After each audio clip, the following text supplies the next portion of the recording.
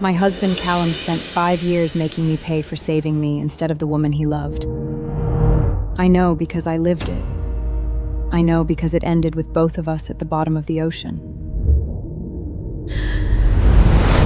And now I'm on the same island, same burning fuselage, same speedboat half buried in the sand, and Callum is crossing the beach toward me with his hand out. Maren, get in. You're my fiancé. I already knew what came after the last time he chose me. 5 years of punishment. Every account drained, every door locked, a knife to my own throat just to get him to sign the papers, and he still drove us off a cliff. I took one step back. Take Vesser away. Something moved across his face. His jaw loosened, his shoulders came down. The relief he couldn't hide. He turned and took Vespel Crane's arm. He didn't look back once. I'll come back for you, I promise. I gave that promise about 30 seconds. I knew this plane. I knew exactly which panel to pry open. I started moving toward the fuselage to find the emergency kit, and then the trees shifted at the edge of the clearing and something heavy pushed through the undergrowth. Last time, it had found Vessler. The bear stepped out. The bear was big. Bigger than I'd expected. It moved along the base of the slope with its nose low, tracking the blood from the cockpit, from what was left of the pilot. When I was 10, climbing mountains with my father, he told me not to run from bears. Now I don't scoff at it. I pressed against the fuselage and stopped breathing. My legs shook, a fine tremor I couldn't stop. The bear lifted its head and slowly walked toward me. It held there. 1 second. 2. Then it dropped its head and moved back toward the wreckage. I didn't move until I couldn't hear it anymore. When I finally exhaled, my palms were bleeding. I'd braced against the debris and hadn't noticed. I made myself stand. I found the emergency kit in the forward compartment. I knew this plane, had flown in it 100 times. ELT first. I activated and watched the light go green, signal out. Then I climbed. High ground, open sky, as far from the tree line as I could get. I sat down with the reflective blanket across my knees and watched the horizon. An hour passed. The sun started dropping. The thought crept in anyway. No one's coming. Callum isn't sending anyone. You're stranded and no one knows you're here. I pushed it down and kept watching. A faint mechanical hum. I was on my feet before I fully registered what it was. The helicopter was a dark spot to the northwest, moving parallel to the coast, not toward me. I angled the blanket and threw the reflections straight at it. Come on, it kept moving. I changed the angle and reflected back into the sunlight again. Held it steady even as my arms started to burn. The helicopter slowed. Then it turned.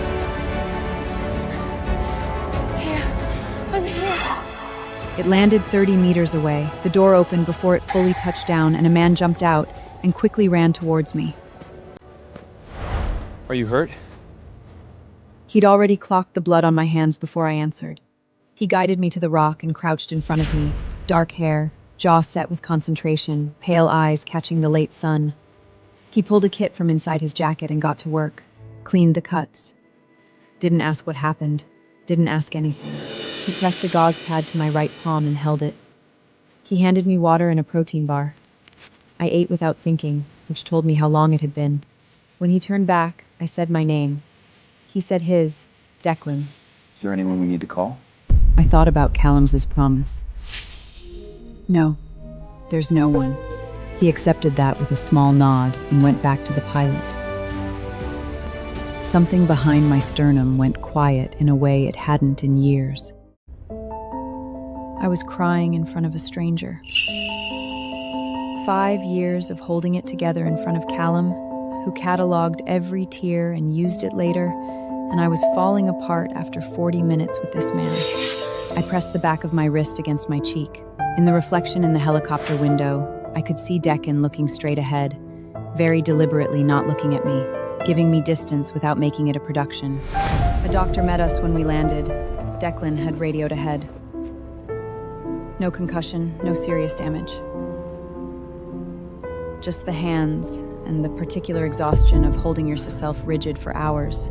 I can take you home, or wherever you need to go. My father's house was a place he managed rather than lived in. Callum's family home was the last place on earth I'd walk into voluntarily. I don't really have anywhere to go. I have a guest room. Okay. He was already reaching past me for his phone to reroute the pilot. When the cabin door opened from outside, and Callum stepped up into the helicopter. Callum's face was arranged into concern. I recognized the voice, measured, careful, the same one he used before every punishment in our last life. Thank God. Are you all right? I came back as fast as I could. I was already organizing a rescue when... I looked at him. You've been safe on the mainland this whole time. With Vesa? His mouth closed. 3 hours.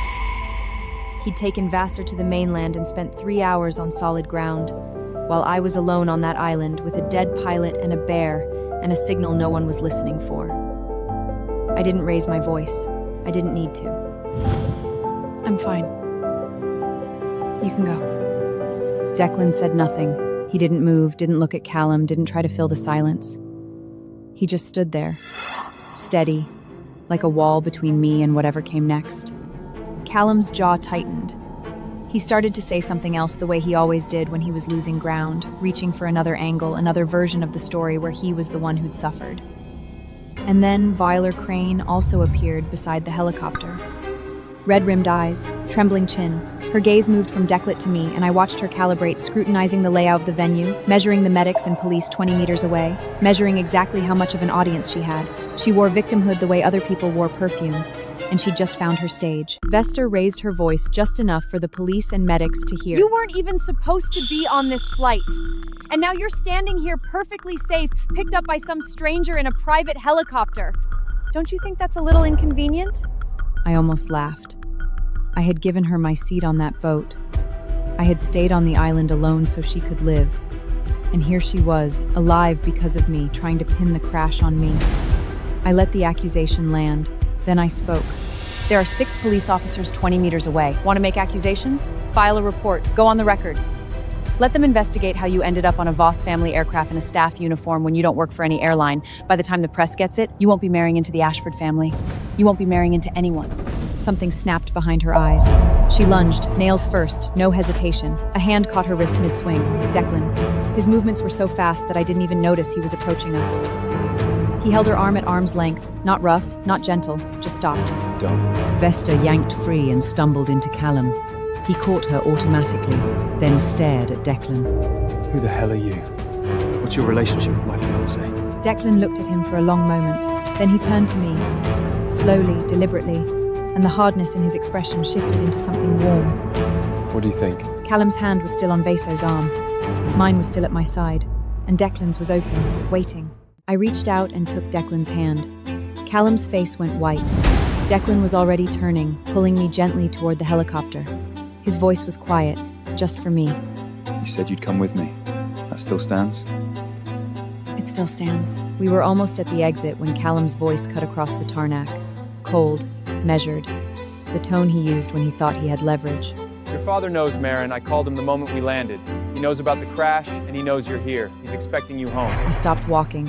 Oren Voss, the man who attended every school ceremony and every family dinner and never once asked me how I was doing, who arranged my engagement like a quarterly report, efficient, strategic, final. And now Callum was the one delivering his messages. In my last life, when I finally begged my father to let me divorce, he looked at me like a failed investment. Callum manages the company better than you ever could. He said.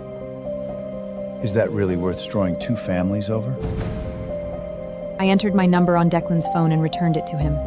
Save my number. I'll find you in a few days. He looked at the screen, then at me. Whenever you're ready. I climbed out of the helicopter. I walked toward the road without looking at Callum once. I had a father to deal with. My father, Oren Voss, wasn't the kind of parent who forgot about you. He was worse. The kind who showed up to everything and made you feel like a quarterly report. Every school ceremony, every family event, he reviewed my grades the way he reviewed balance sheets, with precision and zero emotion. When I did well, he'd nod once. Good, what's next? When I failed, silence. Silence from my father meant the thing wasn't worth his time. My mother died when I was 9. I found him that morning sitting on the floor with his back against the wall, completely still. I stood next to him. Neither of us said anything. That was the closest we'd ever been. Years later, I found a photograph tucked inside a book in his studio, one I'd never seen him open. My mother, laughing, eyes nearly closed. On the back, in his tight handing, one word, irreplaceable. I put it back. He loved once, and it broke something he never repaired. Present, accounted for, but never quite reached. I was 16 the first time I saw Callum Ashford, a year-end banquet. I was sitting in a corner in something too casual, trying to disappear. Callum was in the corridor, talking to someone. The light caught the side of his face. I stared for 5 full seconds before I remembered to breathe. He was the first person who ever remembered what I said, the dessert I didn't like, the book I mentioned. Small things, but no one had noticed me before. Not my father, not anyone. And I mistook his behavior for love. I'd told Edith Ashford, Callum's grandmother, that I liked him. We were in the Ashford garden. She smiled, patted my hand, and said, "I know, child." The engagement came 6 months later. I thought he'd chosen me. What I didn't know, his family had told him Vessel Crane's name wasn't good enough for the Ashton heir. He'd looked at our arrangement and told himself, "She's fine. I can live with this." I was never chosen. I was approved. Even my father seemed pleased. He called Callum more often than he called me. They talked business, strategy, future plans, conversations he'd never had with me. In my last life, when I finally begged him to let me go, my father looked at me the way he looked at a failed investment. Callum manages the company better than you ever could. So what if he has someone else? Is that really worth destroying 2 families over? So I endured, year after year, because my father thought the marriage worked and Callum's family thought I should be grateful. Not one person asked if I was okay. Until I held a knife to my own throat and made Callum sign the papers. On our way to the court, he roared at me. You owe Vessel your whole life! You've never once been grateful! So how dare you try to leave? I screamed at him to stop. He didn't. The car went over the edge. The ocean swallowed us both. Swallowed us both. Not this time. My father, Oren, was waiting in the study when I walked in. No greeting. Both hands flat on the desk, the way he stood when a deal had gone sideways. Callum told me everything. You let him take another woman off that island instead of you. You nearly died. And now you show up here with a stranger in a helicopter. I stood in the doorway and said nothing. I arranged the best match this family could hope for, and you throw it away on a runway in front of police and medics? I'm not marrying Callum. You don't get to decide that. I just did. He stared at me. I stared back. I want the Haro Bay project. I'll go after it myself. If I get it, the company is mine to run. If I don't, I'll figure something else out. Either way, this engagement is over. The silence lasted so long I could hear the clock on his shelf. My father sat down slowly. He didn't look angry anymore. He looked like he was seeing something he'd been waiting for, or maybe something he'd been afraid of. You have your mother's look. My throat closed. That was the most tender thing he had ever said to me. He knew it too. He stood, walked past me, and left the room without looking back. I stayed in his empty study for a long time. Then I wiped my face and went to get ready. The Ashford family was next. Callum followed us out. I heard his footsteps before his voice. Maren, we're not done! A black car pulled up at the Ashford gate. The door opened, and Declan stepped out. I didn't hesitate. I walked straight toward him. My ride's here. We're done. Him again? You're really choosing a stranger over your own family? He's not a stranger. And you were never my family. Callum caught up, gripping my wrist hard, the way he used to, the way he always did when losing control of a conversation. I flinched. Declan covered the distance in 2 steps and hit Callum's door before I registered it. Clean, fast, no wind-up. Callum stumbled back, hand over his face. Touch her again and I'll make sure you can't. Callum wiped his mouth, blood on his lip. He looked at Declan, then at me, and I saw something I'd never seen in 5 years of marriage. Real fear. We got in the car. Declan pulled out of the Ashford driveway without a word. That was when I saw it. A small wooden fox hanging from the rearview mirror, rough-carved and lopsided, swinging with the car. I stopped breathing. That's mine. I gave that to someone 2 years ago, in a village on the coast. Declan's hands tightened on the wheel and the tips of his ears went red. 2 years ago, a fishing village with 6 rooms and 1 broken stove. a street vendor with a blanket full of wooden animals. I'd picked a fox and a bird, shoved the fox into a stranger's hands and said, "Here, for you." He'd looked at it, then at me. The fox suits you better. He said. I laughed. The only real laugh I managed that whole weekend. I left a note at the front desk before I checked out. The desk forgot to pass it on. By the time he came downstairs, my room was empty. I stared at the fox swinging from the mirror. I gave that to someone 2 years ago in a village on the coast. Declan's hands tightened on the wheel. He didn't look at me. You also took over the kitchen because I couldn't figure out the stove. It was him. The man who listened to every word I said, even the ones I forgot I'd said. Who told me the fox looked like me after knowing me a day and a half, like he'd already made up his mind. You kept it. You gave it to me. Something expanded in my chest. Warm, almost painful, pressing against ribs locked tight for years. You believe me now? I sat back and let it. I didn't know what he was asking me to believe, but I nodded. His ears were still red, his hands tight on the wheel, and he still wasn't looking at me. I didn't need him to. Later that afternoon, my father called. No pleasantries, straight to the point, the only language he spoke. The Harrow Bay project. Multiple families are bidding. If you can secure it, the company is yours. In my last life, I pulled every string to help Callum win that project. He used it to rebuild the Ashfield empire while I sat home with no access to my own bank account. I'll get it. He hung up without goodbye. That was close to I believe in you as he'd ever get. 2 days later, Vessel showed up outside my house, no makeup, hair pulled back, dressed to look small and harmless. She dropped to her knees the moment she saw me. Maren, please, don't take this away from him. The project is all he has left. If you compete against him, you'll destroy him. I looked down at her. In my last life, I might have felt something. Guilt, maybe, doubt. But that was before I remembered the night Callum finally agreed to sign the papers. I'd held a knife to my own throat, and even then he drove us off a cliff.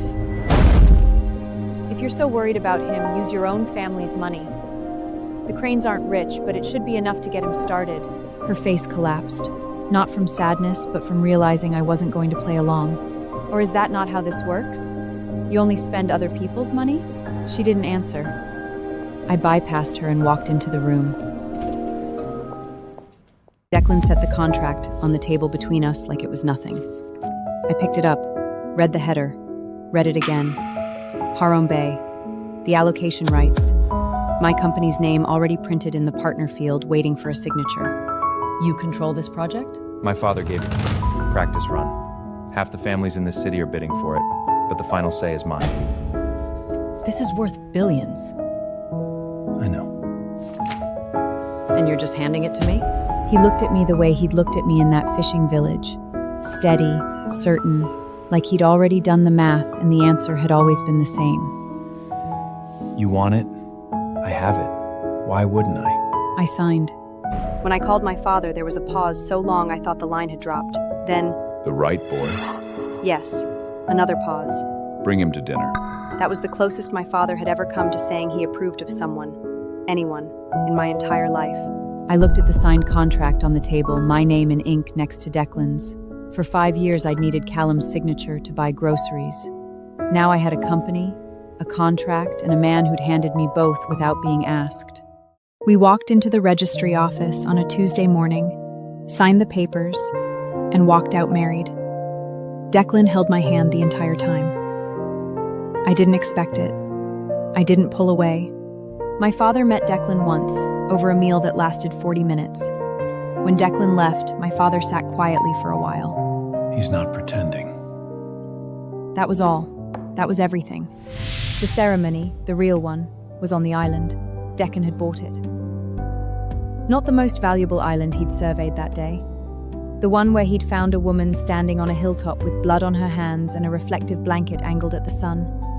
We stood on that slope. Grass covered the crash marks and the tree line was quiet. I came to look at islands that day. I wasn't planning to buy any of them.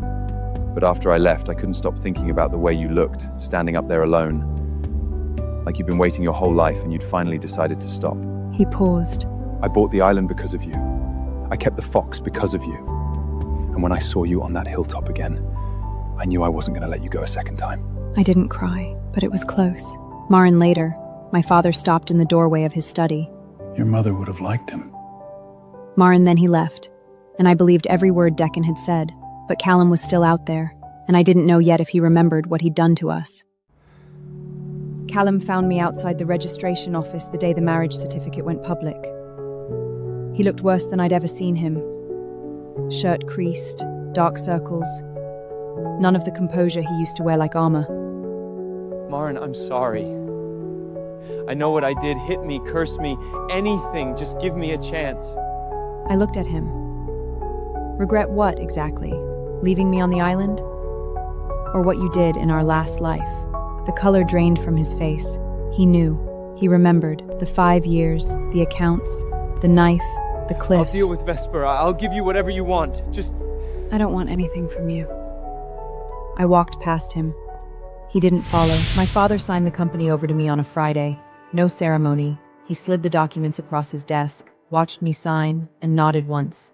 Then he stood and walked to the door. He stopped in the frame, didn't turn around. Your mother would have liked him. Then he left.